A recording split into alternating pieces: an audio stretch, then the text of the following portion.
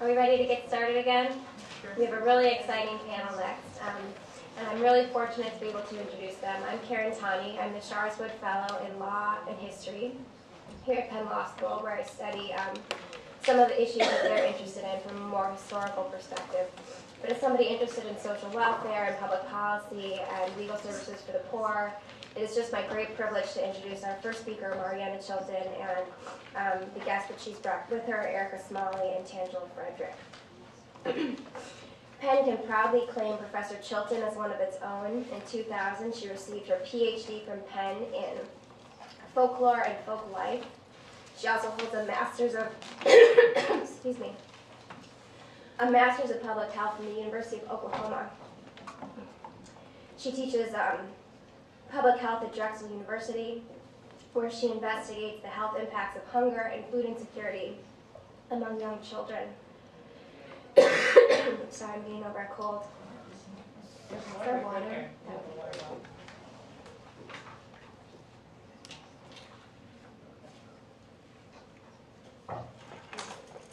Professor Chilton teaches public health, as I said, at Drexel University. She's also the principal investigator for the Philadelphia Grow Project, which helps low-income children and families through clinical service, research, and advocacy.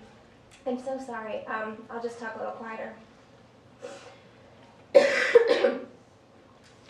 And she is the co-principal investigator of Children's Health Watch, which brings cutting-edge research to the arena of public policy. Regina, I'm sorry, I'm having just a coughing attack. That's okay. Okay. It's probably the room. No, I think it's the flu that's going around. Oh no. Yeah, I'm really sorry. But as we'll see, she's I'm joking. she's thinking creatively about other ways to influence public policy. I'm sorry, That's all right. It's fine. Would you like me to do that?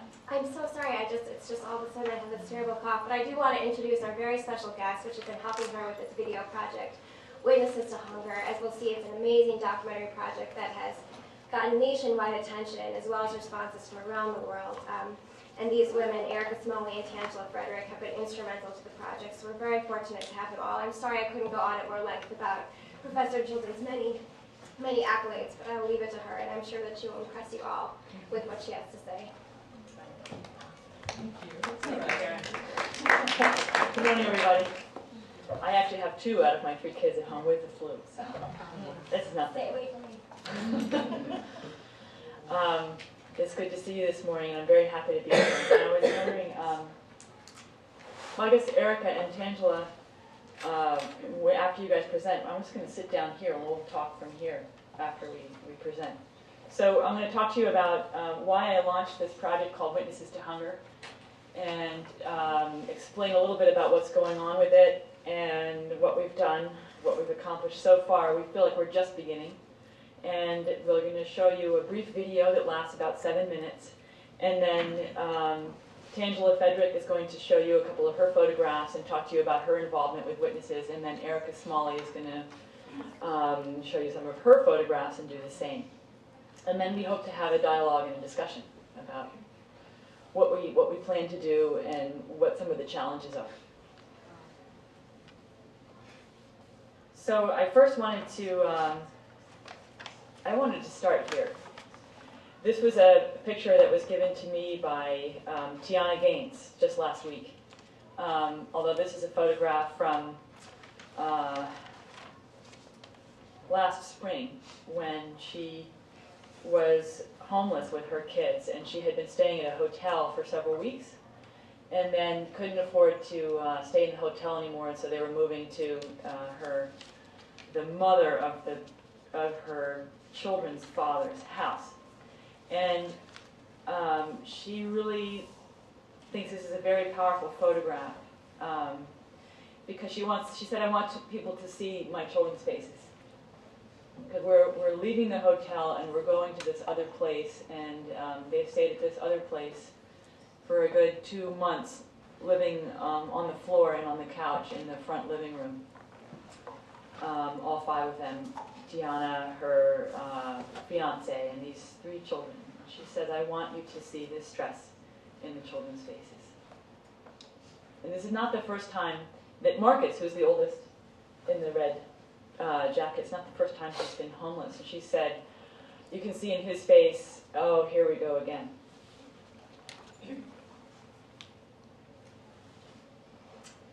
I just want to tell you a little bit about the GROW project and then move on from there. We have a GROW clinic, which is at St. Christopher's Hospital for Children. That's a clinic for children with failure to thrive, which is severe undernutrition, and it happens usually early in life, especially with the transition from liquid feeding, from breastfeeding or bottle feeding to solid foods. And a child can actually fall off the growth curve, and they need a lot of help. Most of the children that we see at the GROW Clinic are low income, although we see all kinds at the GROW Clinic. And we have a pediatrician, a nurse, a psychologist, a nutritionist, and a social worker. And it takes that multidisciplinary team to work with a kid for at least 18 months to get a child back on the growth curve. And this coming spring, we'll probably have a little media blitz to celebrate the graduation of the children that are back on the growth curve. We don't just dismiss our kids once they're growing well again. We actually graduate them, and we call them Philadelphia's youngest graduates. Drexel hasn't yet honored them with an honorary degree, but I'm working on it.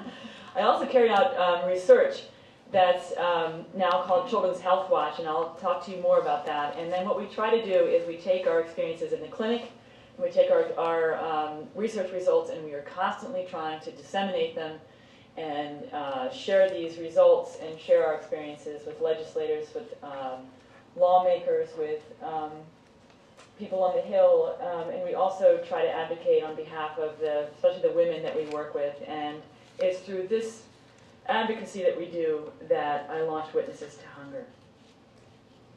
So I want to give you a definition of food insecurity because as a researcher, I tend to use the United States Department of Agriculture definition of hunger, which is food insecurity.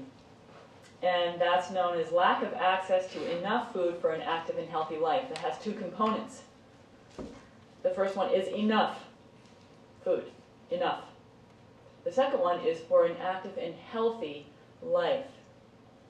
So even if a child or a family has food in the house, which could be oodles of noodles or whatever, any kind of cheap type of food, sugar drinks, etc., and they may not experience the hunger pangs, it's still considered to be food insecurity because it's not the right kind of food for an active and healthy life. And it's due to economic circumstances, not by choice. This has nothing to do with fasting or with low dietary knowledge. This has to do with lack of choice because of economics. When children experience food insecurity, that means that they are constantly reducing their dietary quality and the quantity of the food that they eat.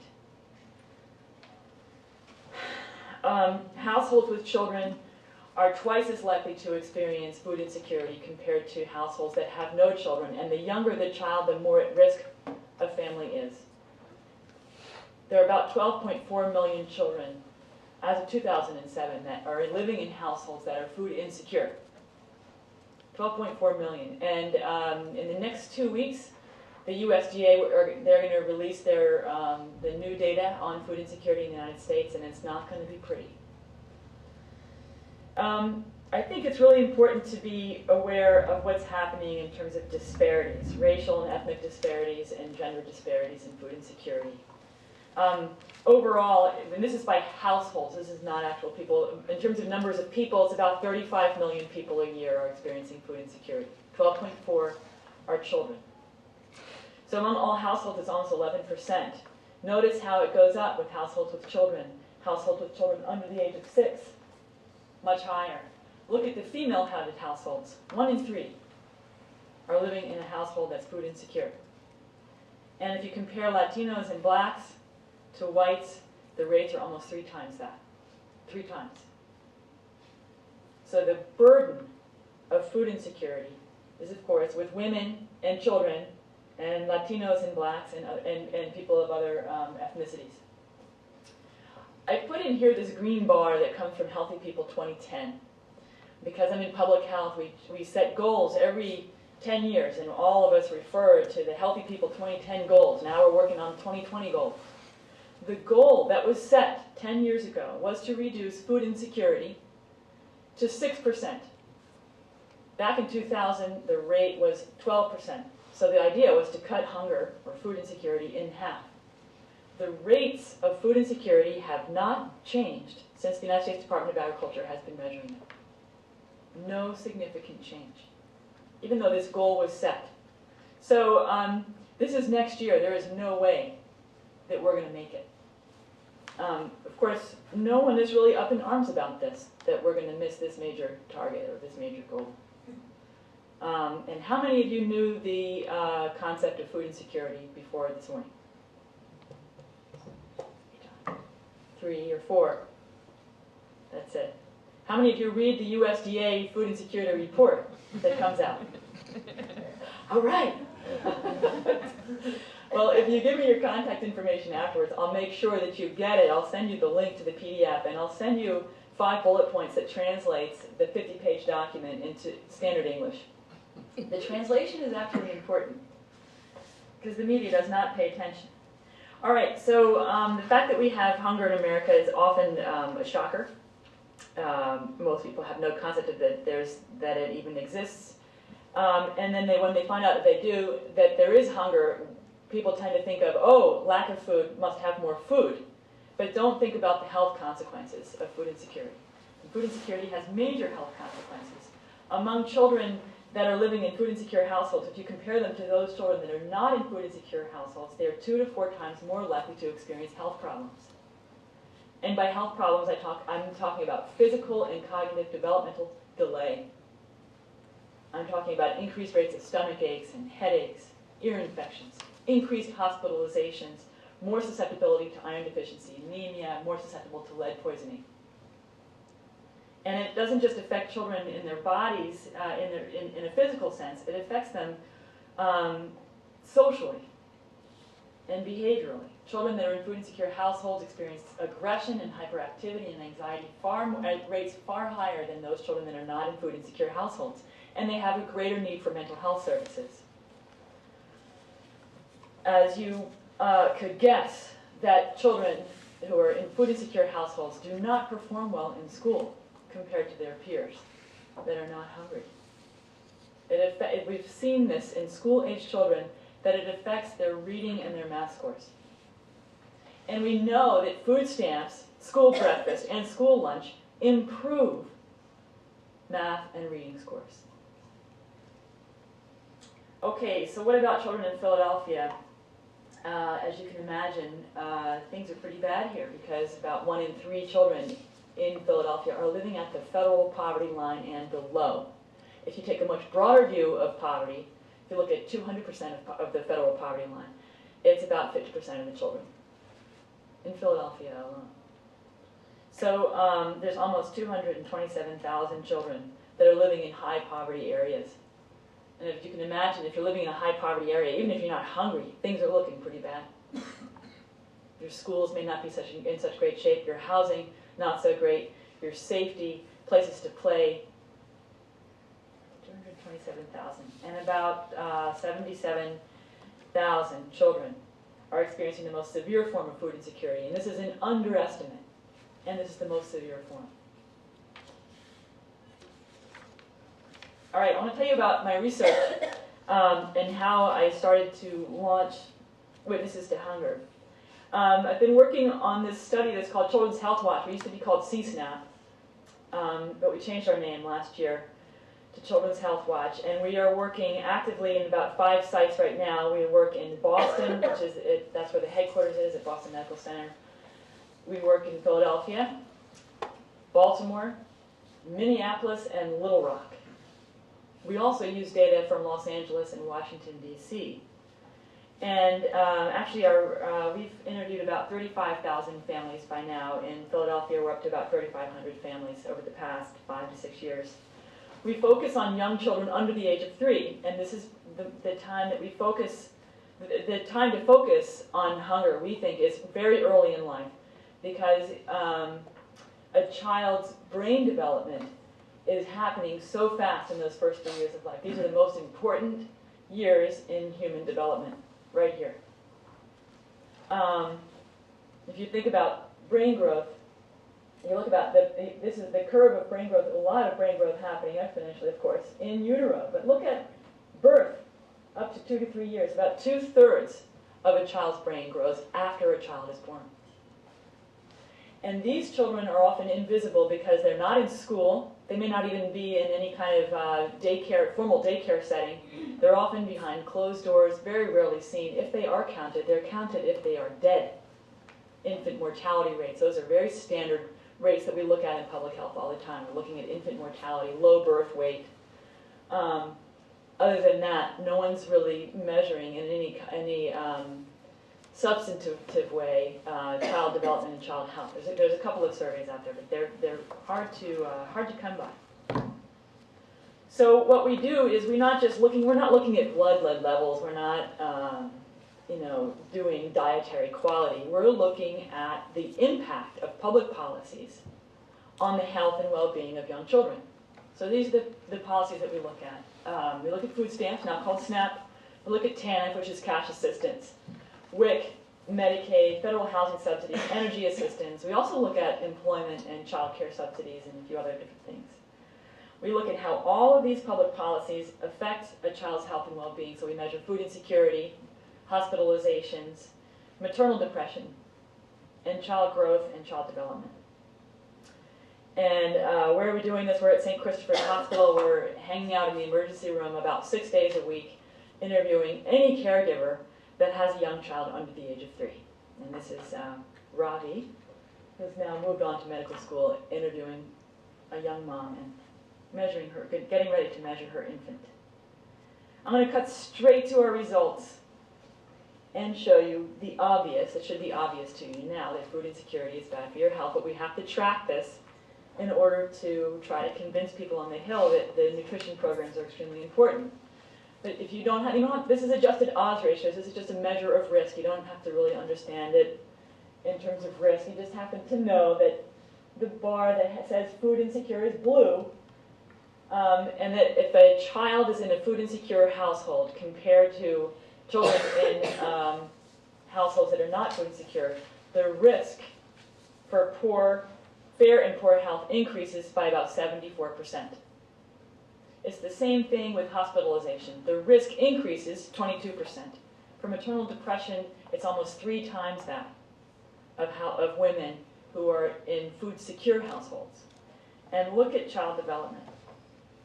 It's a 73% increased risk of poor child development if a child is in a food-insecure household. So you can imagine, a lot of people talk about school readiness and the importance of early childhood development. The truncated development happens long before a child steps across the threshold to kindergarten.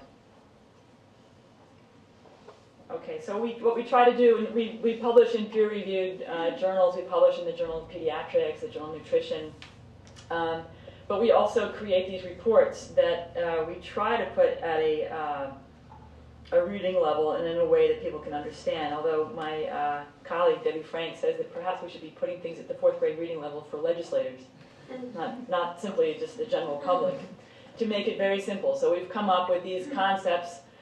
Things like food stamps are medicine. This was something that we created when the Farm Bill was up for reauthorization a couple of years ago to try to protect the funding that was set aside for food stamps, now called SNAP, and to try to increase the allotments that families actually got. We don't just look at food insecurity, we look at housing insecurity, and it's the same situation. If you look at the orange bar, this is severe housing instability. That is if a family has moved more than twice in the past year, or if they've been evicted or have been homeless at some point in their lives. That's severe instability. Look at the increase in the risk for household food insecurity, poor child health, and developmental delay, developmental concerns from the mom. Same thing with energy insecurity. By energy insecurity, we mean that if a family has received a shut-off notice, if they have had their energy cut off, and if they've used their stoves to heat their homes. This is severe energy insecurity. You look at this, it has the same type of impact on a child's nutritional intake, on their health and well-being, and on their development. So what we show in Children's Health Watch research is that food insecurity, housing insecurity, energy insecurity, all of these things are what increases the risk of a child landing in the hospital. And I just put this up there because that's Debbie Frank, who runs Children's Health Watch from Boston. She's holding up a report about LIHEAP and how LIHEAP, that's Low Income Home Energy Assistance Program, is good for child health and is actually protective of a child's health. It's not just an energy program, it's actually a health program. And that's me last December in front of the United States, the Agriculture Subcommittee, trying to gear up for child nutrition reauthorization, which I'll explain in a second. So it's not like we're doing research that we're keeping quiet about. We're trying to make a lot of noise and trying to educate legislators and trying to protect and improve the federal assistance programs, nutrition assistance and the other anti-poverty programs, so-called anti-poverty programs. All right, so in the meantime, you think, well, this must be really great and must be having some type of impact. I can't say that we have. Although I'd like to take some sort of credit with my colleagues on protecting food stamps in the Farm Bill last year, but change is slow, as you can imagine. In the meantime, back in 2006, the USDA decided to mess with its terminology of food insecurity. So knowing that food insecurity was an important concept and an important thing that was affecting the American public, the USDA worked to create a measure that could stand up to scientific peer review, and that's when they came up with the concept of food insecurity. So up until 2005, we had this terminology, food secure, which means no, not hungry. Food insecure.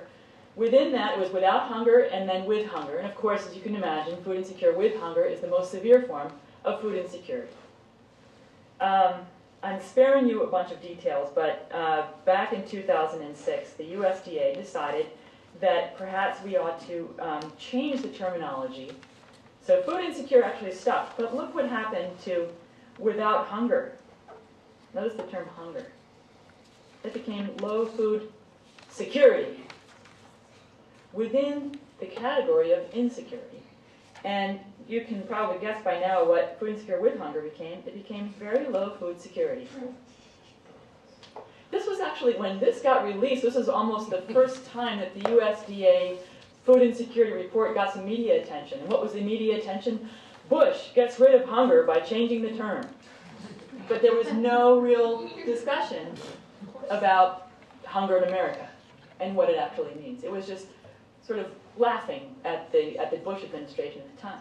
So in the meantime, you have all these scientists trying to explain how important these assistance programs are, talking about the health impacts of food insecurity and hunger. In the meantime, the USDA is shifting its terminology. And in order to maybe clarify the process, the USDA got very fancy for the first time. In 2006, they thought maybe they needed to have a little education campaign for the public. And so here's that really exciting looking report. It looks the same every year, just changes the year. The numbers are almost the same every year. So what they decided to do on the website was to create a slideshow, an audio slideshow, in which there were some voiceovers. And it's actually Mark Nord's. Mark Nord is the author of this and is a great champion for food insecurity in the United States. But he works for the USDA, so he's doing their bidding, I think. So here's the first slide, and I'm going to give you the voiceover, and I'm going to show you the slide that's supposed to clarify the terminology for food insecurity. Food insecurity is a lack of access to enough food for an active and healthy life.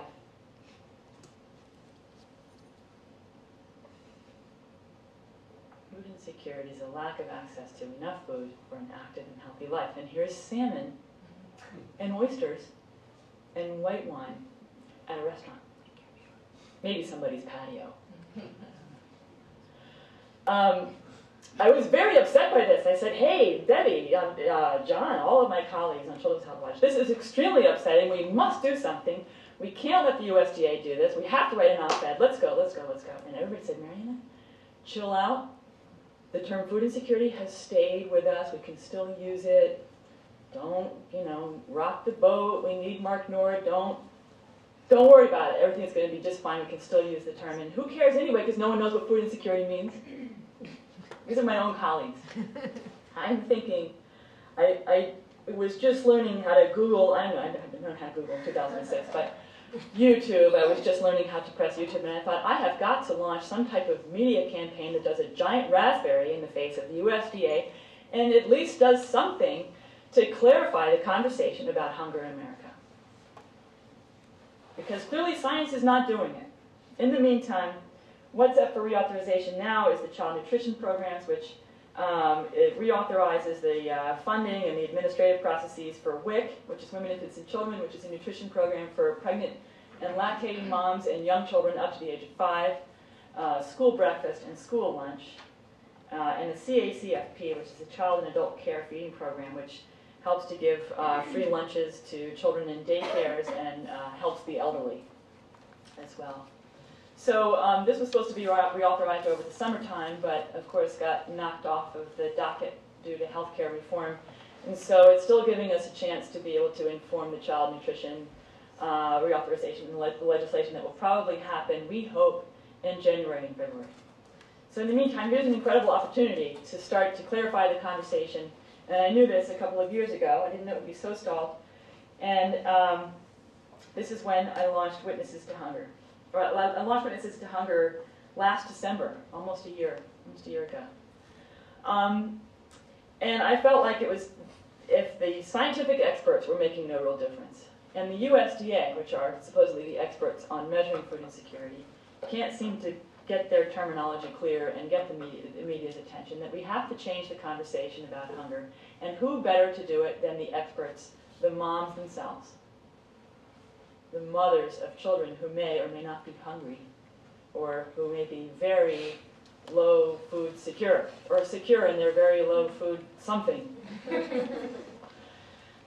So I worked with 40 women in Philadelphia. I gave them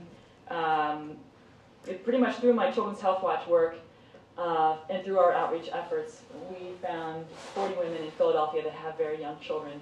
We gave each of them a digital camera, and I asked them to take pictures of their own experiences of what it's like to try to raise their children in an experience of severe poverty.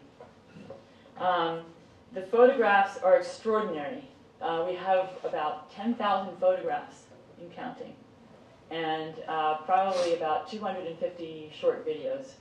And with each woman, I met with her, we did the Children's Health Watch interview, and then I trained them up on how to use the camera. This is how you turn it on, how you turn it off. They knew a lot more than I did in most instances. And then I went back and I recorded what they wanted the public to see about their photographs. Why did you take the picture? What do you want people to see? And what do you want people to do about it? So there's a lot of celebration of their own children, celebration of motherhood, and a lot of different types of things that they wanted to discuss. Many things that had to do with housing, energy, childcare, welfare caseworkers, as you can imagine, violence, etc. I'll let you see in a minute. So the idea is that they're taking their own pictures, their own videos. They are the ones who are framing the experience of hunger and poverty in America. One of my favorite photographs is this by Shireen McGee of her daughter. Oh, you can see it up here. You can see there's a little boy in the background also looking out at the camera. Shireen said, I took this picture because I want all the doors for my daughter to be open because all the doors for me were closed when I was a kid. And I like to put this up in the front. We have a standing exhibit. The exhibit showed at Drexel back in December. We're going to show the exhibit in April at an International Women's Conference at Penn, on the Penn campus. It's also been down to the United States Senate. But we like to put this on the front of our exhibit because the idea is I'm somehow hoping to subliminally suggest to policymakers that they should be opening the doors for young kids. It's also a metaphor for opening the doors between those people, between the poor who hide their experiences and those who may want to know what their experiences are, who have no concept of what that experience of poverty is like. as you can imagine, the photographs get to be very intimate, and you see things that you would never, that most of us would never have imagined. And I want to show you the first photograph by the first participant, when I wasn't even sure that this project was going to work. When I went and saw Barbie, this is the first photograph she showed me. This is her neighbor's kitchen. This is not a human being on the left. It's a doll. She said, I said, why did she gave the camera to her neighbor and asked her neighbor to take the photograph. I said, why did you ask your neighbor to take this photograph? She said, I wanted people to see how hard it is for single moms. Things get so bad that people don't want to ask for help. She said, being in a situation like this, you can see how children can go hungry. Her neighbor was living there with a second grader and a toddler. No running water, as you can see. Completely bombed out stove. And this woman actually since then became one of the witnesses because she qualified since she had a young child. And it took her about 6 months to actually begin to own this photograph. One of the things that Barbie said is that just because things look good on the outside doesn't mean things are looking good on the inside. So that's why I showed you the door picture, because we're opening the door where things are not looking so good. This is another photograph that you may not be able to imagine. This is also Barbie's photo that she took from her front step. And she said, he came out there, you see the black thing right there is a kettle. It's an old kettle from like the 30s or something. He had some soap in there and he was bathing at the fire hydrant. She said, why are you taking a bath in the street? And he told her, I don't have any running water. It was so great to see the water and I haven't bathed forever. Why did you take the photograph? She says, I want people to see that there are people living without running water. How can the city let this happen? Now, not all of the photographs are this dire and this upsetting to the psyche and etc. They are a celebration of life and of the future of their children. So our exhibit has been invited down to the Senate. It's showed in the rotunda thanks to an invitation by Senator Bob Casey. He invited all of the women to come. And so we loaded up on a bus and went down to D.C. 21 of us out of the 42 made it. And here, this is Angela Sutton meeting Senator Casey, where the exhibit was showing at the reception. And several of us met with Jim McGovern, who's the chair of the Hunger Caucus.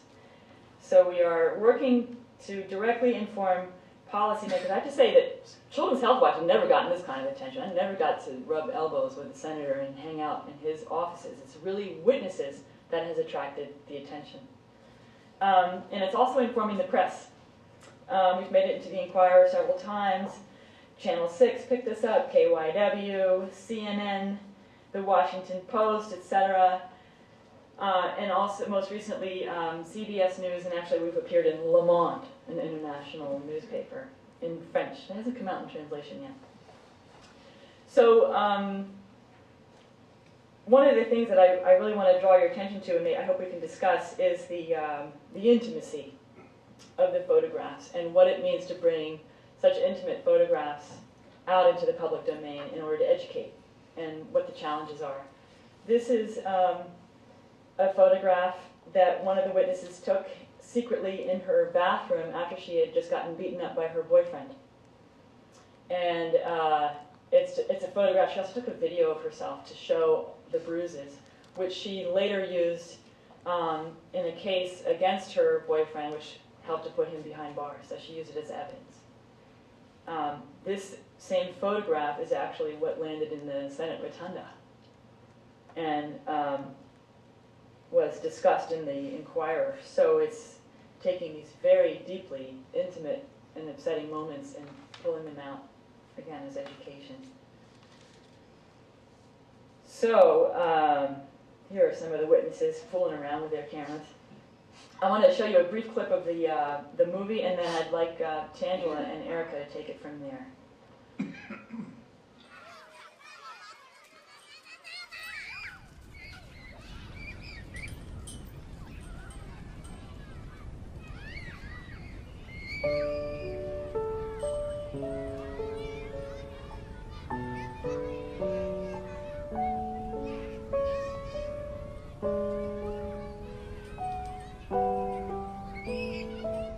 my name is Ashley and I'm a mother. You know, my name is Angela and I'm a survivor. You know, I just want them to get the point. There's 40 women. That's 40 different characteristics that we all share. We're all different people. We all come from different situations. Some of us do need different help than others. We all are pretty much trying to work or do something to better ourselves, that we're not just the ones that's sitting at home collecting food stamps and not doing anything with it. We're individual, but we pretty much are the same one woman. unit. Yeah. Same person. I think we're all individuals, but we're one voice for everybody. That's right.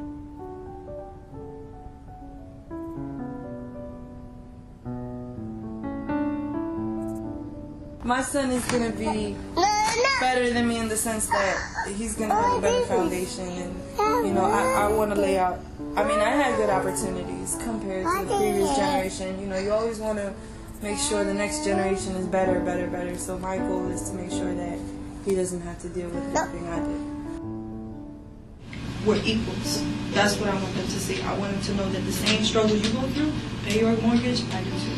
The same way you have to work a 40-hour week and you have to cook dinner and you have to get by, so do I. I'm no different because I'm on welfare. I'm not. We're equal. No label.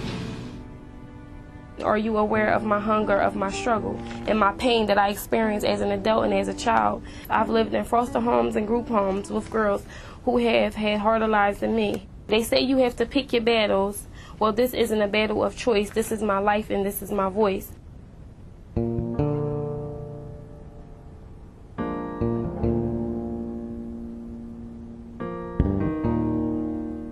You know, with the money, the food stamps that they provide, you know, I was able to feed her breakfast that morning. You know, without it, what would she have eaten?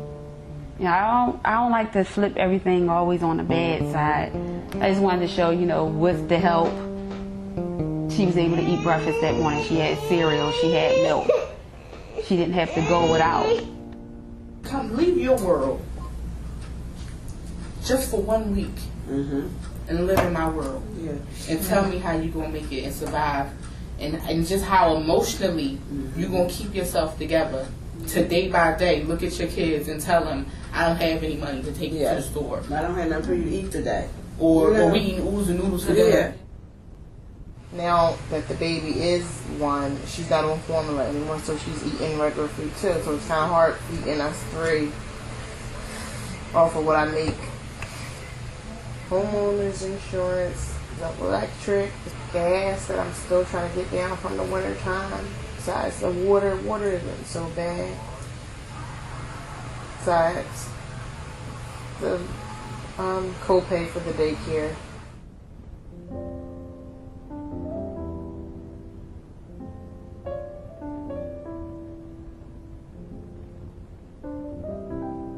She's been so sick. Those are all her medications.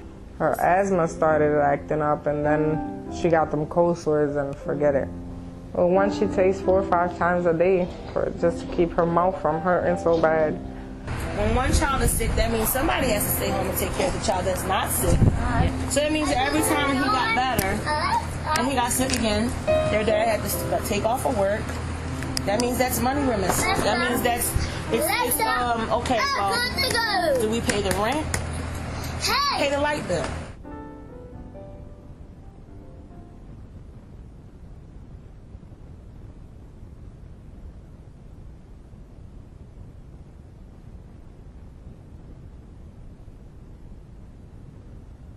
The depression and the sadness, I think, really just comes from like my hardship and how hard it's been. And I know you make your own bed and you have to lie in it, but like I said, everybody has a past, whether it be good or not. But when you're trying to do positive things and move forward and make things better, it's discouraging and it's hard, and that's depressing. It makes you sad. It makes you tired. It makes you want to give up. It makes you wonder why, like, what's the point?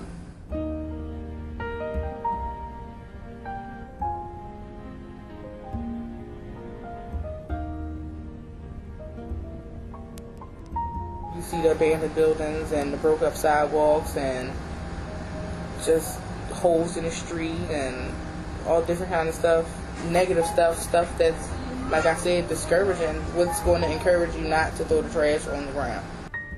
Me and the kids don't get to do a lot. They're always confined in this house, and I feel really bad. The only one that gets to enjoy outside of these doors, these walls, is Sadie. But they're always in this house, and I don't take them places because things are not safe anymore. There's graffiti all over everywhere. Everywhere. It's like wallpaper. It won't go away.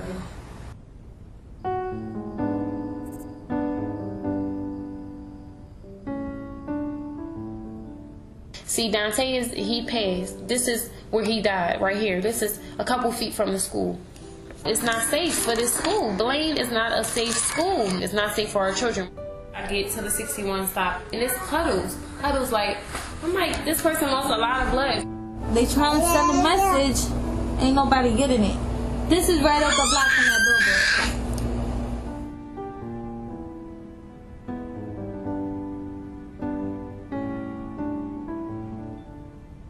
This is actually the Blaine's garden, and I was just showing how stuff like this is what keeps our kids doing something constructive, like keep them, you know what I mean, motivated to want to learn, to want to do things. Like stuff like this they need to have more of. It is going to be basically more easier for her, like, to go through the doors than for me. I'm going to just make sure, like, her and Lily stay in school and do what they got to do. But Shia, like, I'm going to just make sure all the doors be open. I want you to see the future. I want you to see the next lawyer, doctor, the next Barack Obama. And I think that her foot up like that represents the foot in the door. She's only one, but she has her foot up for positive things.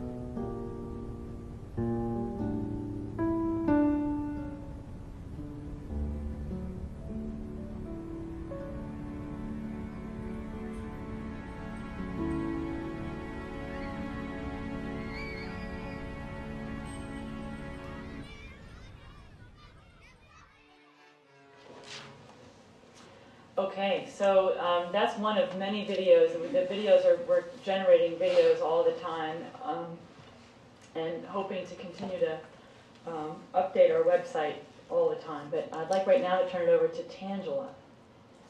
No, you cannot sit there. You have to stand up if you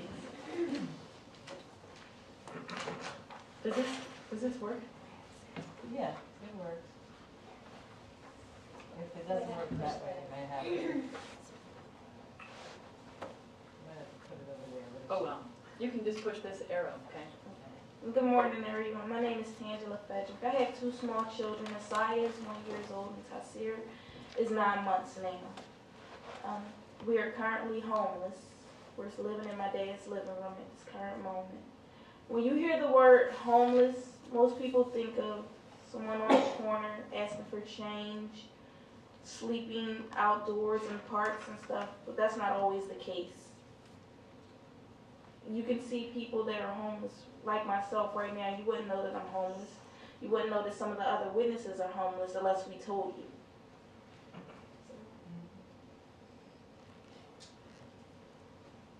The first picture is Asaya. She's in the bathtub. She's about 8 months then. I love this photo so much that I placed it in a book that we made for Senator Casey. I asked that he help the witnesses and other organizations to make sure that children always have clean bath water. My children are unable to take baths right now. I put them in the shower with myself because where we're living at, the tub is not in great condition. The picture next to that is Asaya and Tasir with their father. Their father is in the picture. He takes great care of them. A lot of the fathers get bad raps just because other men have messed up. The picture on the bottom is when I look out my back door, that's what I see. That's a row of abandoned houses, trash. You can smell urine, trash everywhere. It's just not somewhere that you want to take your children out. I can't take them in the backyard to play. The other picture is me and Asaya's feet. I love this picture.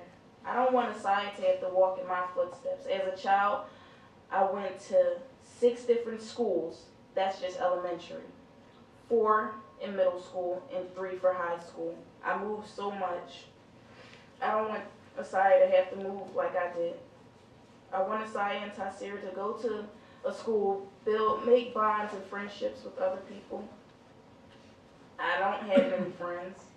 My friends are the witnesses, because I didn't have that chance to bond with anyone in school and make friendships that last lifelong.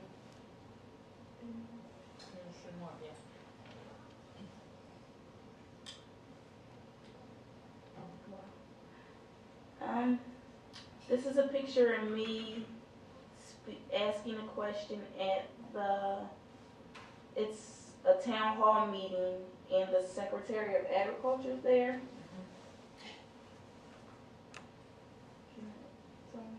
Yeah, tell them that's the whole point. Okay. Tell them. I asked the question, I said, what incentives would a person like myself who receives food stamps get if I shopped at this For a market? quick second? Is this mic on? Can I give a little context? Is that all right, Tangela? All right, this is a town hall meeting in Tangela's neighborhood where the Secretary of Agriculture and the Secretary of Housing and Urban Development and a few other secretaries, along with the White House Office of Urban Affairs, was coming to see how the Fresh Food Financing Initiative that had been launched by the Food Trust was actually working out. And this was at the local store now. It's called the ShopRite up on 52nd and Parkside. So this is a brand new store, and this is about that. The whole point was to look at this as a national model to relocate supermarkets into low-income neighborhoods to make sure that people who were low income could have access to fresh fruits and vegetables, etc. So this is a town hall meeting to help to inform the White House and all of these secretaries about this experience that's happening in Philadelphia. Okay. Is that better? Okay. I asked the question, I asked, what type of incentives could a person like myself who receives food stamps get if they shopped in this store? The Secretary of Agriculture replied, people. Please help me. It's called SNAP. That was his reply to my question. And Yael from the Food Trust. The lady from the Food Trust told me to go to my local farmer's market. I went to my local farmer's market, and the picture on the bottom is where my local farmer's market is located. It's a very small block. The farmer's market is on one side, and this is on the other side. Just abandoned buildings, a lot. You see the little cat. Trash is everywhere. It smells. And it's a very, very small block. Like, I have to walk in the street to get into the farmer's market. And this is what we are left with. They tell me to go to my farmer's market. That's my farmer's market. There's one more on the listening session. Oh. I love this picture. I took this picture of Rocky because he's so free. And, you know, he didn't let anything stop him. And that's how I want my children's lives to be. I wish mine could have been like that, but that's how I want my children's lives to be. And this is a picture of me on the steps of the Capitol when witnesses took us to Washington, D.C. I felt so important that day. I got dressed up. Mariana got us all business cards. And I just felt so very important. We wore our suits. We spoke with Senator Casey and a number of other senators and congressmen. And witnesses helped us to, you know, make moves, and they're helping us to improve our lives and our children's lives. There's one more. And that's me about 2 weeks ago. October 8th. Yeah, 2 weeks ago. At it's a listening session with the USDA. And as I was sitting there, I wasn't asked to speak or anything, but I was sitting there and I leaned over and I asked Mariana, it's starting to sound like just numbers to me. We're not numbers, we're people. We have faces and names. We're not numbers. And Mariana told me to tell them that. So that's what I did. I told them, I'm not a number. I have a face, I have a name. I'm a person, not an object, not a number. I just wanted them to remember that, and I hope everyone else does. Thank you.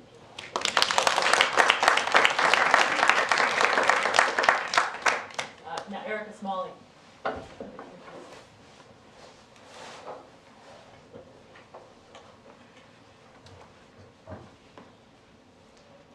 Good morning. Guys have to excuse me the many times we've seen these photos and videos, I still get emotional. Just to open our lives up to perfect strangers and let everybody see where we're coming from. I was one of the 40 women who took pictures and let everybody into our lives. I think the idea was to make ourselves our own advocates.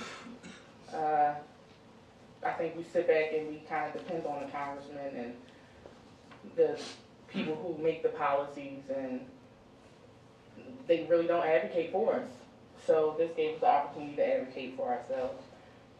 The photos gave you a look into our lives and what we go through on a daily basis. These are our neighborhoods, where we live, where we play, where we work. If not us personally, somebody in our family, one of our friends. And they're not places where they're readily visited by congressmen and policymakers, and people who can actually put forth the effort and give us the resources to make the change. They don't see these things. So giving us the camera and allowing us the opportunity to take the pictures and to kind of give you an insight of what the pictures mean to us and why we took them opens the door, once again, for people who don't see this on a regular basis to see it. That picture and this picture here represent the areas we live in. The destruction of the areas we live in. The poor upkeep of the areas we live in.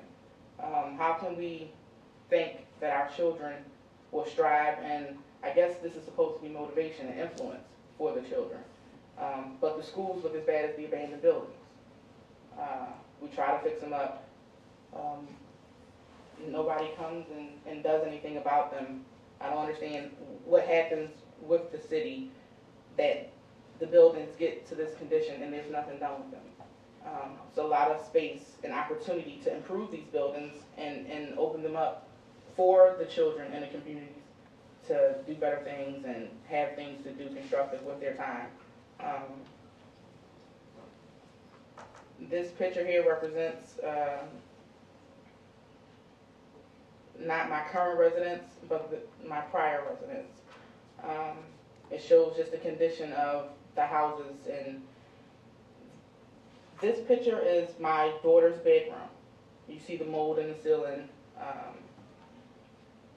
the water damage from the ceiling leaking, the separation in the corner from the room and the water damage, and just the age of the home.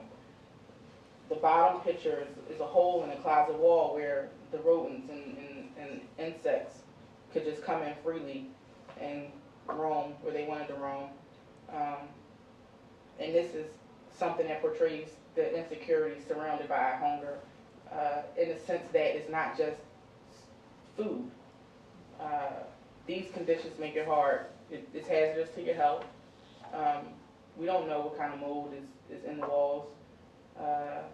And you still continue to have to pay your rent and abide by the lease. If not, you'll be evicted and put on the streets, which is essentially what almost happened to me because I refused to pay the rent. I called L&I. They came out and inspected the property, condemned the property. The landlord began to make repairs. We came to some kind of understanding as how the rent would be paid with the repairs that needed to be made. Began to make rental payments again. Told L&I he was making the improvements on the house. They dismissed the claim against the house. He dismissed the contractors, and they never came back after that.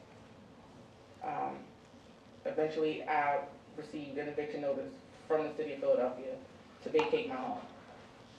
These pictures were taken with the thought that they would be able to be presented in front of a judge for evidence, so they could see exactly the conditions that we live in. Unfortunately, we never went before a judge. We went into mediation, and with, I I guess, the intimidation of his attorney, because of course I could not afford one. We came to an agreement that we would just vacate the premises, which is what was in turn going to happen anyway. But I still wanted to see some kind of justice, because it's not fair. The landlords get you in a predicament where you really have no choice but to live in these conditions. I work a 40-hour job every week.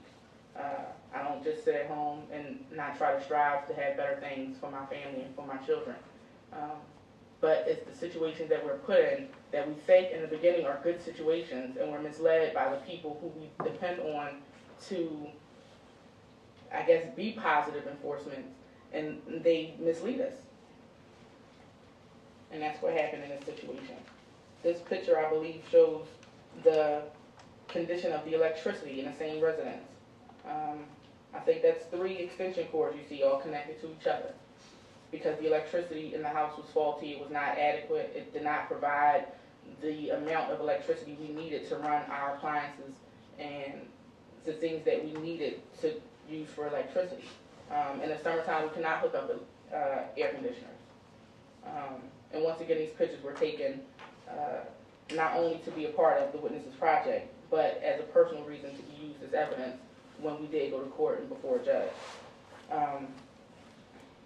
And once again, it's a safety hazard. You have you don't know if you're going to go to sleep and wake up with the fire alarms going off because you have so many electrical cords connected together, just so you can turn on the lamp.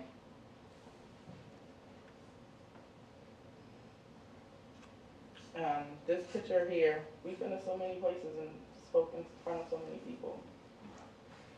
What was this one? What was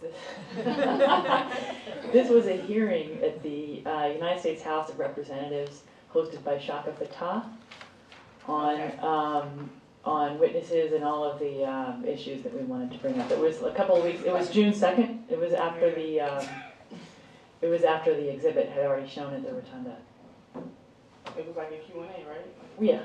Yeah, it was a panel discussion. So it was a staff briefing.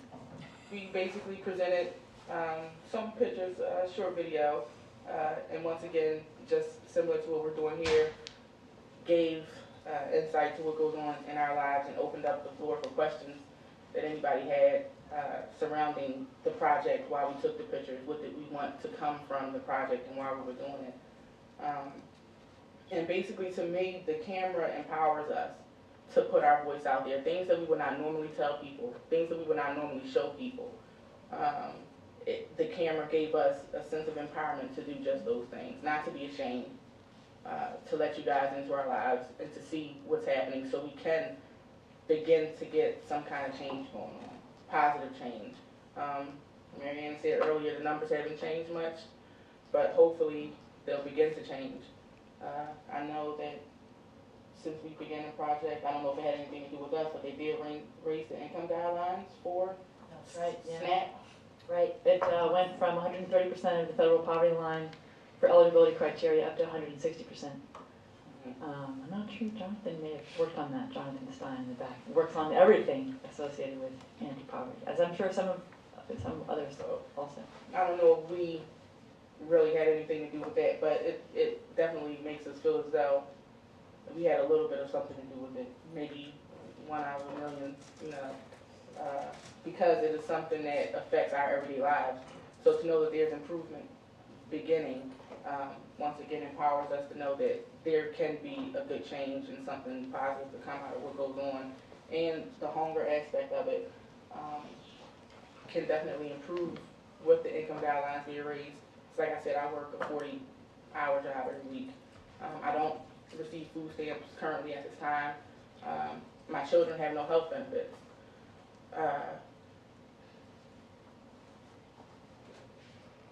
The benefits that I pay for bi-weekly out of my paycheck, I cannot utilize because the co-payments just don't fit into my income. So, I mean, we have things, but it's hard to utilize those things. I don't think I qualify for food stamps or medical benefits. And finding out whether I do or not is really hard. Either you don't have enough time in the day to figure it out, or you call the people who are supposed to help you figure it out, and they don't have enough time to help you figure it out. So the photos are really just our voice to let you guys in, to let you see what you wouldn't normally see. The next, go one more. Those are Erica's two daughters on the lower right-hand side, and that's Tangela's oldest child. Precious in the door. Both who have illnesses, back to the medical benefits. Precious has asthma, they both have seasonal allergies. Nothing too major, you know, but still, if something happens, it's going to be an out-of-pocket expense to take them to the emergency room or the doctor. And it's all because of a lack of communication. It's not that I didn't apply for the benefits, but apparently I didn't apply enough. I don't know, but hopefully I'll work on that maybe. So that's it, and we can open it for discussion. Do we have time? Oh, yes. Okay. Definitely. I think we have about 15 minutes. I just want to steal my moderator privileges and abuse them and ask the question that I think a lot of people are probably wondering, which is, you know, you have an opportunity right now to speak to lawyers and to other people that have legal training. Is there anything in particular that any of you would like to say to this audience about your project or your circumstances, or ways that these people in this room could be helpful to you?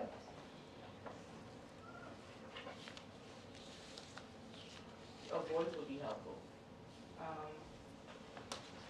Because I'm pretty sure everybody knows about what goes on, but to actually see what goes on should make it easier for you to speak on it and to advocate for us. So I guess you guys being lawyers, that's what, we all know lawyers like to talk and prove a point. So hopefully this can help you prove your point as far as these situations are concerned.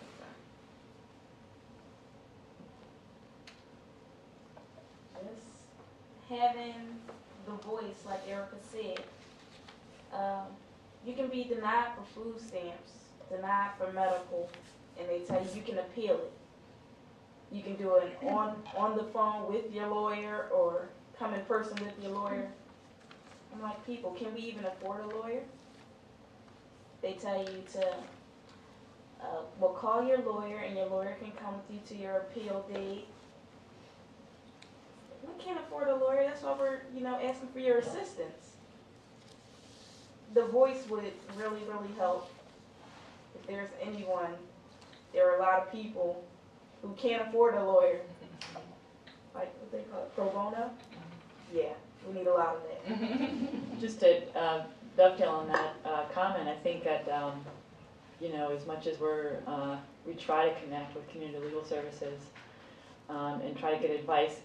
Everybody, the nonprofits in Philadelphia are completely overwhelmed, and we really need a lawyer to attach themselves to each nonprofit in Philadelphia to be able to help our clients, because we're overwhelmed, and it's exhausting. And it's like every few weeks there's something that comes up where we really need legal advice, and for us to be able to make a call and get a call back and figure out what to do, by that time things have gone down the wrong path. I'm just hearing for the first time that Erica's children are not covered. Now that's a major legal issue, especially in Pennsylvania, which has cover all kids. This is a complete violation of something, but I don't have the language. I've been waiting for a SNAP application for 2 weeks. Are you serious? I'm gonna get on that too. But it's like I'm a folklorist. Did you guys remember that? Can I explain? Yeah, go ahead. I'm sorry. Yeah. The reason why the children aren't covered is because every so often you have to recertify for your benefits. Once you gain employment, the county's assistance office will keep your kids maintained under, I guess, what is it, Medicaid, for a year. After that year is up, you have to recert. And that means proving your income. How many assets you have, banking accounts, vehicles, car insurance, whatever, just proving everything in your personal life.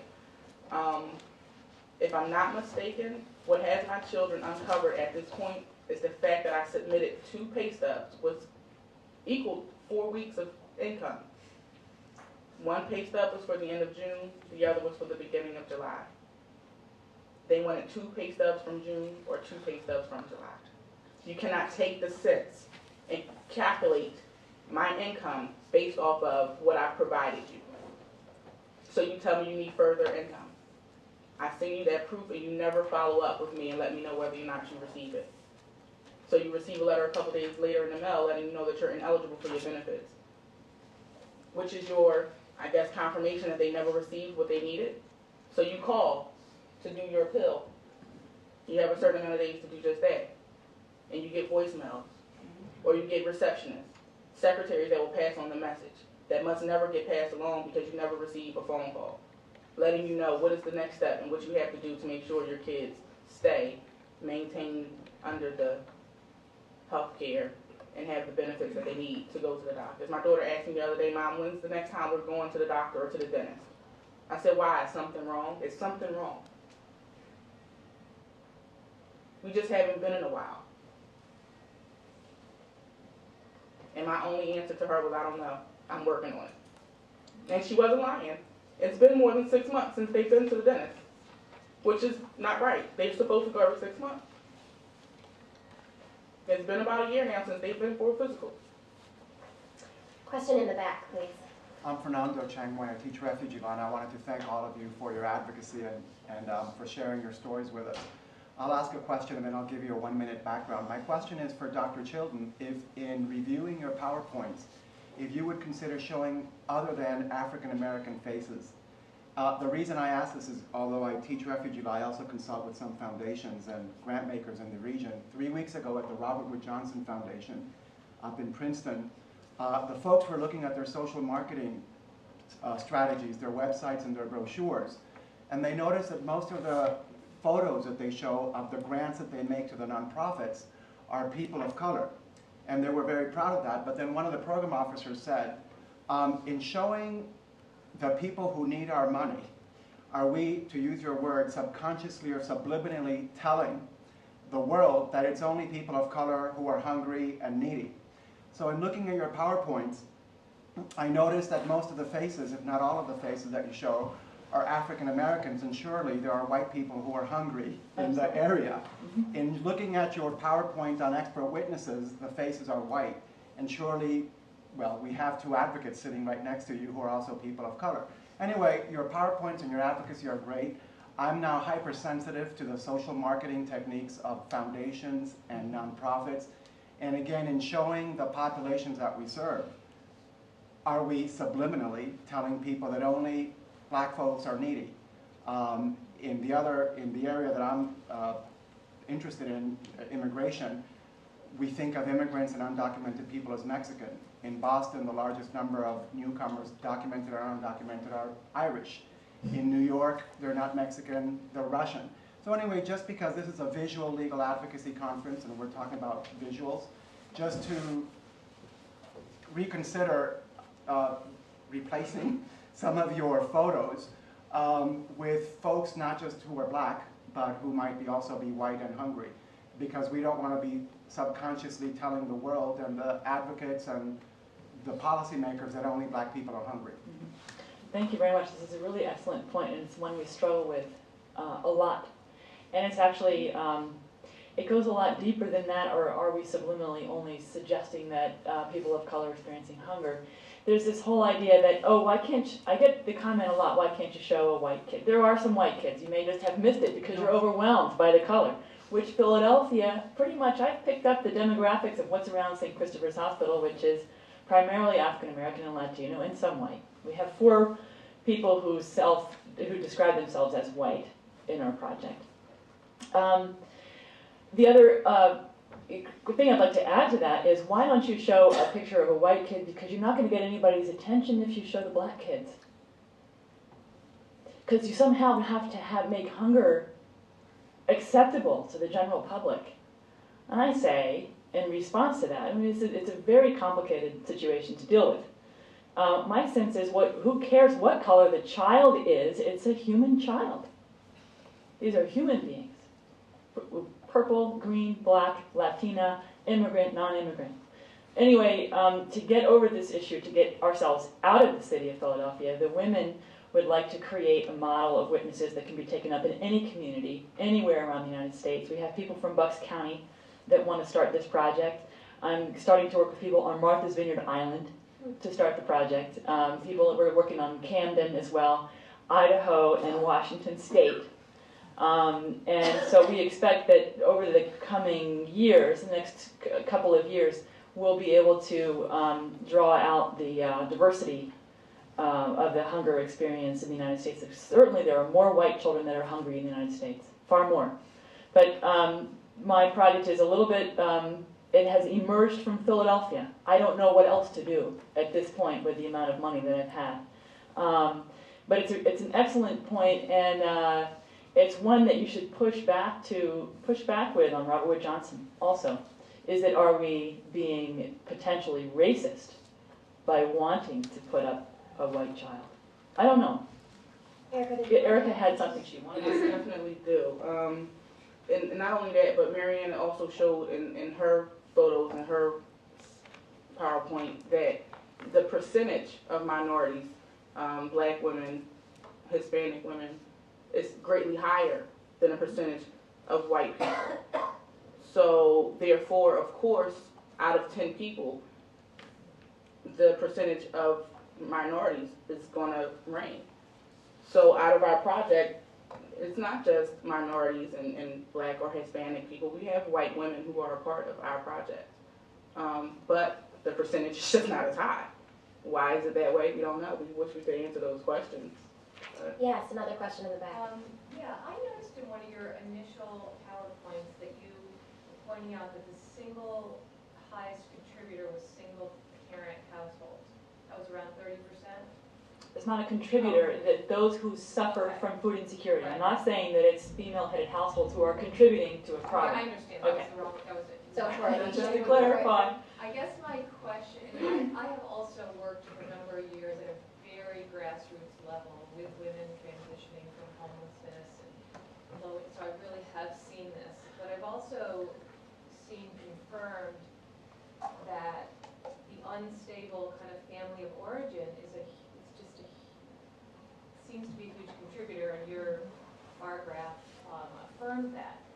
So I'm wondering what your opinion is on solving kind of that root cause, if you believe that's one of the root causes, because I mean, it's certainly clear that family of origin is a huge contributor to what's going on. So I'm just curious to see what suggestions or work is done in that area, or... Okay. Did you want to say something, or you want me to start out, and then you guys might get some ideas by my end? Or what do you can start out. When you say family of origin, I think I'm understanding you as to say the woman's childhood, right? Some of the things that are not really in the video and but show up in the exhibit, which is a more intimate experience, is that I'd have to say that most of the women that have been working with us in Witnesses have experienced extreme violence and deprivation as children. And the experience of trauma during those developmental years and during those teenage years is so overwhelming that it's really hard to imagine how anybody could actually walk out of that and be healthy and make good decisions when all around them the trauma is it's repeating itself over and over. And this is something that right now I'm feeling a little bit ill-equipped on how to stop the violence against women and girls especially. I do happen to think that there's serious, not only racism and bigotry, but misogyny in a lot of communities, and I'm not sure what fuels it. Certainly, the drug wars of putting so many young African American boys and men into prison has been a part of that process. Recreating, re-traumatizing over and over. I don't have a good answer for you yet on how to break that cycle, but the trauma, from my perspective, is generations deep. No, I totally agree. I'm just wondering what, I don't know if the government can really fix that. I don't know in any other way. It has to be totally systematic overhaul of the anti-poverty programs, number one. And maybe some real education in schools about equality. I don't really know. You have a thought on that, Erica? the government can't fix it. They can help. I don't think we ideally look to the government to fix the problems. We look to the government to assist with fixing the problems. A lot of the things that cause for the way children are growing up and what they see in their households is because of stress or lack of resources, food, money, opportunities. And those things in turn become negative thoughts, feelings, and that's what you put out within your household. So education would definitely fix that.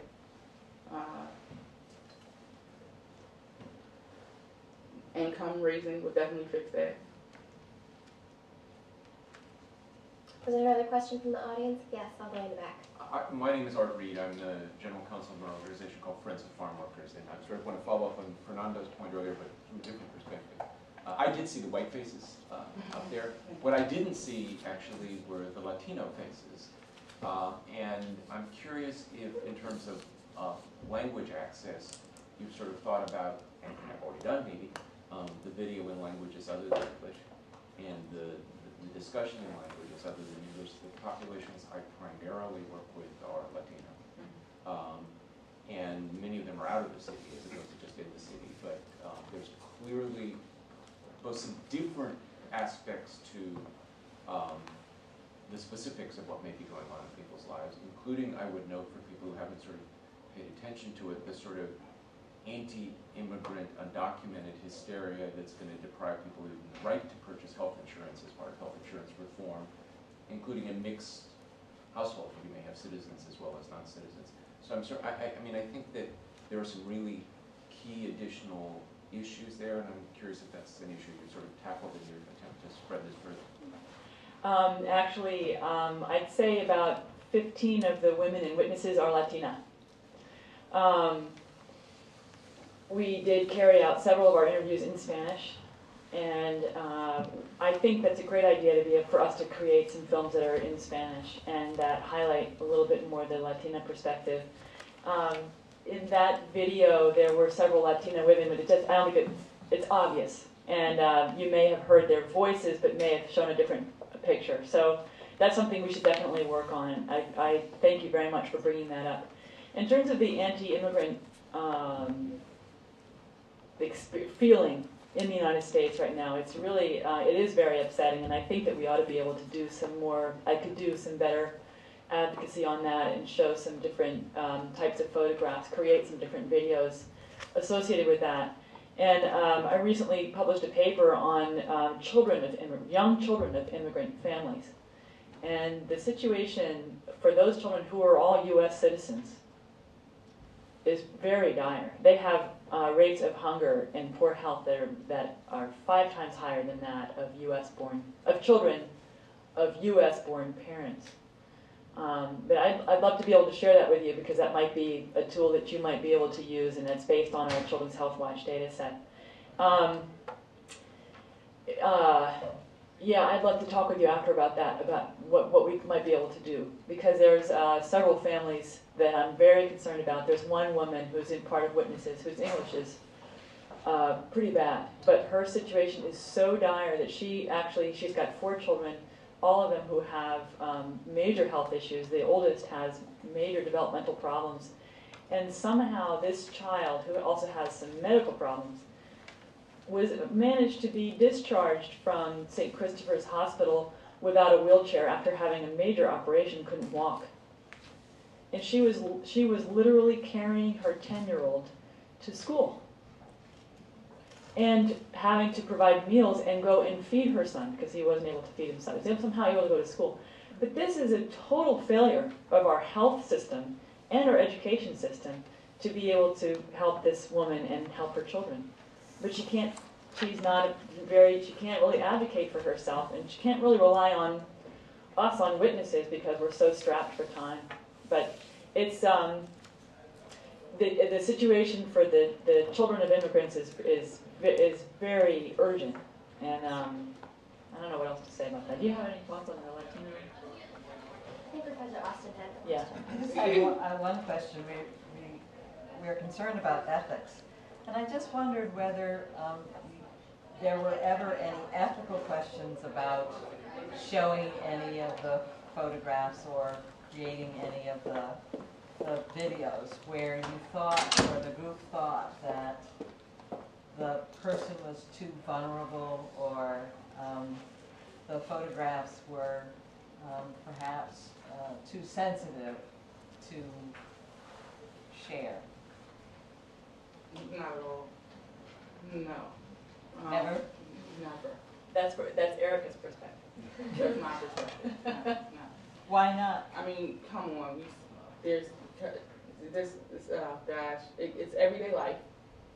It's something that needs to be seen, and it's something that's seen every day fictionally on television shows. It's everywhere. I don't think that anything or anybody was too vulnerable to actually see any of these photos. I'd like to add my perspective as, the one that's collecting the stories of 40 women. What it does speak to, though, is the courage that Erica is talking about. It's like there's nothing that we're not willing to talk about. But what is Mariana and like the organization of witnesses willing to show? There's a lot of ethical stuff right there. As a really easy example, several of the women took photographs of corner stores that say, we accept EBT, we accept food stamps. And they say, I took this photograph because I'm really angry that the corner stores are selling, people can sell their food stamps at the corner stores, and it's a ratio for every $10 in food stamps you sell, you get $6 back. So you can buy diapers and shoes and pay your rent and those kinds of things. And I want people to know that this is a terrible thing. Or this is where I go and I sell my food stamps, which is a good thing because I could then make a down payment on my house. And so I think, oh, this is really important. I've got to communicate with the Department of Welfare about this situation, and I've got to talk about it, that people are so strapped that they have to sell their food stamps for other kinds of things. And my colleagues and friends have said, don't you dare talk about people who are receiving food stamps and selling them, because they're breaking the law, and all you're going to do is feed in to the concept that people who are receiving welfare assistance are criminals. That's an easy example. Other ones are, there's a lot of photographs of people doing drugs and of just really negative behaviors because the women are angry at the fact that the people around them are doing drugs. There's photographs of a woman's cousin who's a pimp, and she wants people to know that he's a pimp because this is what she's surrounded by: drug addiction, violence, beer bottles next to a milk bottle. They're upsetting photographs, and the women want the world to see because they're upset and they want it to stop. But how can I put that out in a way that is not going to re-traumatize, recreate, feed into stereotypes, etc.? It's a conundrum. And one of the things that we did with the exhibit is that we've created 3 brief videos that show some of the more difficult side of things. But it's not like I'm going to put that out in the public domain because I can't really control how it's viewed. In an exhibit, I make people sit down in the booth and listen, and then they can't recreate it. That's somehow how we've gotten around it. But there are I'd say about 10,000 photographs. I'd say about 6,000 I would never want the world to see. And I'm not sure that the other women would want the world to see. Or they want it to see, but I don't know how to frame it. Right, and I think what my point was is that it's okay for us to depict this kind of life fictionally or on television for entertainment purposes, but for the purposes that we're trying to use them for, it's not okay. I don't agree with that. I think it would definitely be a problem if some of the photos were put out because we don't have control over what everybody thinks or what they would consider, what they would receive from looking at the photos. But I don't think it's fair. So from my perspective, there's not one picture that I took that I would have a problem with anybody seeing. That was the reason why I took the pictures. I think we're out of time, but I think everyone should join me in thanking Tangela and Erica. And I'm sure they would welcome you to speak to them afterwards about their incredible project. Thank you.